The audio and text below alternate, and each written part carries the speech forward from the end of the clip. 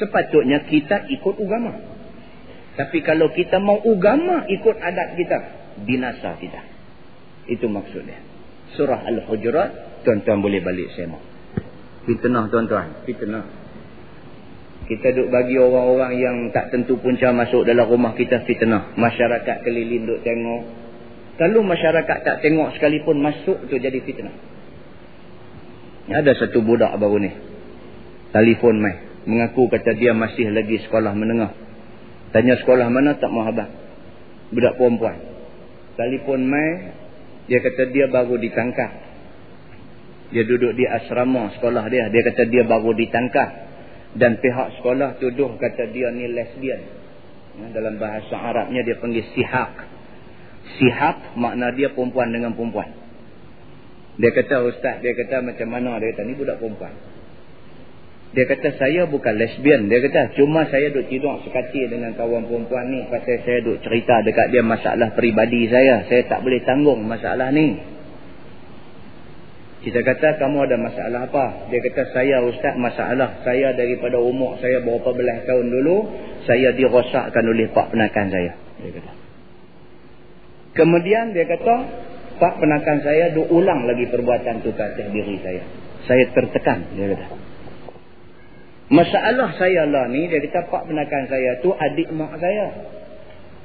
Kalaulah sekiranya saya habaq benda ni ke mak saya, tentu mak saya tak percaya cakap saya. Mak saya akan percaya cakap pak penakan saya. Ni budak-budak ni cerita. Saya kata ni tingkatan berapa dah ni? Dia kata tingkatan 5 dah. Sekolah mana? Tak mau habaq juga. Tingkatan 5 dah, dia kata.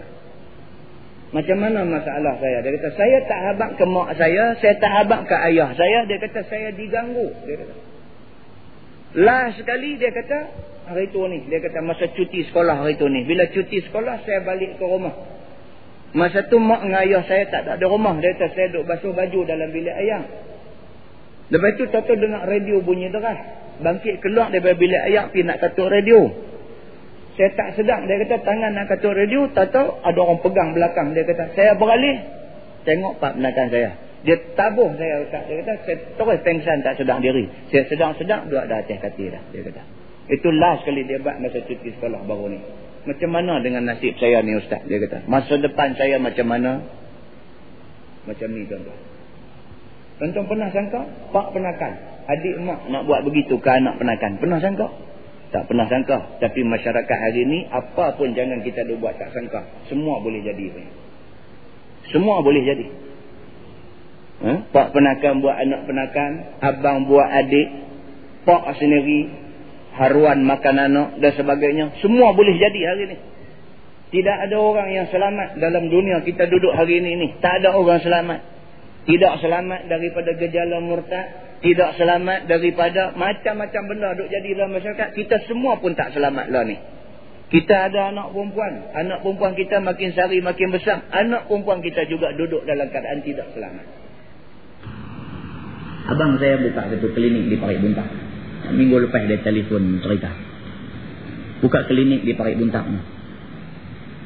Satu hari, tengah hari balik ke rumah. Balik makan tengah hari. Habis makan, main klinik dia balik. Dia kata masa dia sampai di klinik tu nampak tak jauh lah. Lebih kurang berapa meter daripada pintu klinik dia tu ada orang duk kerumun. Orang duk kerumun apa tak tahu lah. Nampak ramai. Dia tengok. Tak apalah dia masuk dalam klinik lah. Pasal ada orang duk tunggu nak ambil ubat. Masuk mai satu orang. Dia tanya kawan masuk ni. Dia kata apa? Cerita di luar ni ramai kan? Dia kata tak tahu lah. Saya pun tak pergi tengok. Dia kata dengar mereka kata apa? Ada orang jatuh ke apa tu?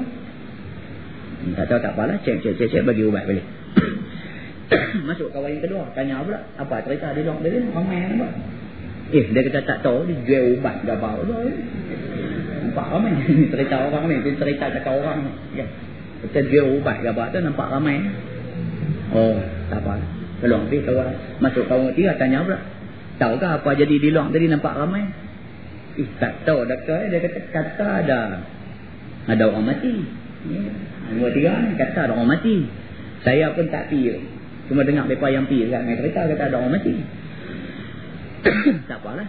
Balik pergi. Yang keempat polis ni masuk. Polis masuk main kat dia. Dia kata doktor minta tolong kak, dia kata tolong pergi tengok sah ada orang rebak tepi jalan, tolong pergi cek kak tengok apa jadi dah dengan dia. Dia pun sebagai doktor ni bertanggungjawab lah. Bila dah kata ada orang rebak tepi jalan, keluar daripada klinik terus pergi elak-elak orang semua, tengok kawan tu duduk jatuh dah. Dia mati dah. Tak apalah. Masa dia duduk test kawan jatuh ni, biji mata tak tahu apa gantangnya duduk tengok. Hak baru main ada, hak duduk tengok kok jauh ada macam-macam. Okey, tuan-tuan tahu apa jadi? Esok tu tersebarlah cerita di Pahit Bintang. Dia kata dia tu elok-elok ambil ubat kat doktor tu, keluar-keluar mati tu. Tambah dia nak jadi penyakit bukan juga. Subhanallah. Dia kata dia pergi masuk klinik doktor tu lah, kata klinik dia. Yang dia ni tak tahu apa punca apa pun, nak main kerja. Polis dah orang pergi report kata ada orang jatuh tepi jalan, polis panggil dia suruh tolong pergi cek. Dia pergi cek tu, kawan buat cerita kata keluar pada klinik dia, lepas ambil bagi ubat apa gemak dia bagi dah. Tuan-tuan, macam ni punya cakap dalam kampung cukup laku. Orang kampung dia bukan ada masalah nak tidur cek betul ke tak betul ni, dia tak ada masalah. Dia mau sensasi ni dia mau. Dan dia mau bagi bunyi pelik sikit. Lepas pada keluar klinik dia, keluar abah sekali pergi dia. Dalam tangan duk pegang ubat ni. Abang ni kata sungguhlah memanglah. Dia lepas pada tu pergi rumah keluarga orang mati ni, pergi tanya pak dia, awak anak ni apa pasal? Anak dia ni penyakit asma, penyakit penat ni. So bila dia kena penat, dia kena inhaler tu, dia pam masuk. Jadi pam tu dah ada. Keluar nak pergi cari pam tu lah di farmasi ni. On the way nak pergi tu tak boleh tahan dah, penat rebah. Jadi tangan duk pegang lah inhaler yang dah habis ni.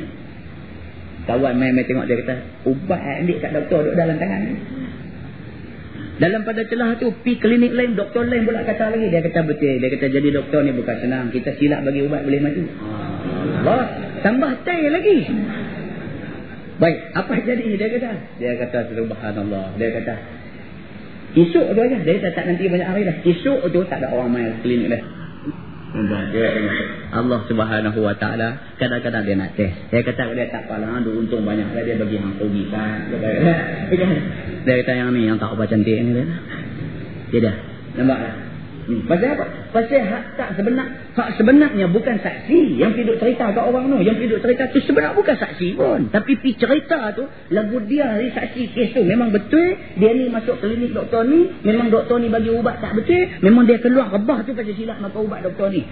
Dia kalau dia tengok betul dia saksi satu pasal, dia tak tengok pun tiba-tiba pergi duk buat cerita seolah-olah dia saksi kepada kes. Nampak? Akibat daripada dia pergi buat ramai jadi saksi tak tentu punca ni, ada orang yang menanggung susah. Inilah keburukan yang Islam bagi tahu awal. Islam tak mau benda macam ni menjadi susah kepada siapa-siapa yang ada dalam masyarakat. Ni yang kita nak bagi tahu dalam masyarakat kita hari ni. Ni kita nak bagi tahu. Maka syarak bagi tahu lama dah. Syarak tutup pintu-pintu yang memungkinkan berlaku benda-benda ni. Tutup pintu. Hak agama duk bagi tahu kat kita, hak agama duk atok ni hak terbaik untuk kita. Pasal apa? Pasal Allah buat kita. Maka Allah lebih tahu apa sistem yang paling sesuai dengan kita. Apabila manusia cuba nak ke tepi sistem Tuhan, nak tolak ke tepi perintah Allah, nak letak ke tepi Quran dan hadis Nabi, nak ke IV benda-benda ni, maka manusia kena bersedia untuk menerima risiko-risiko yang buruk, yang keji, yang busuk terhadap diri dan keluarga mereka sendiri. Tuan-tuan boleh bayang tak apa yang Tuhan tunjuk kejadian di Turki? Tuan-tuan boleh bayang? Sampai berita pukul 6 tadi. Tuan-tuan tengok jumlah bangkai yang ditemui. Mayat-mayat dan bangkai yang ditemui sudah mencapai angka belasan ribu. Belasan ribu, dan dijangka ada lagi 33,000 lagi yang tak ditemui. Berita pukul 6 tadi. Dijangka ada lagi 33,000 lagi orang yang belum ditemui kerana terperangkap di bawah timbunan batu-batu besar. Dan setakat ini yang cedera, yang sudah pun dibawa ke hospital 43,000 orang. Setakat tu kita dengar takut.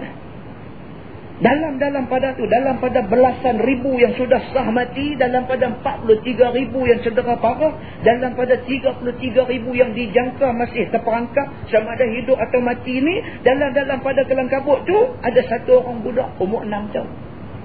Nama Ismail. Selamat dia. Tentang apa tuan-tuan nak fikir? Assalamualaikum warahmatullahi wabarakatuh.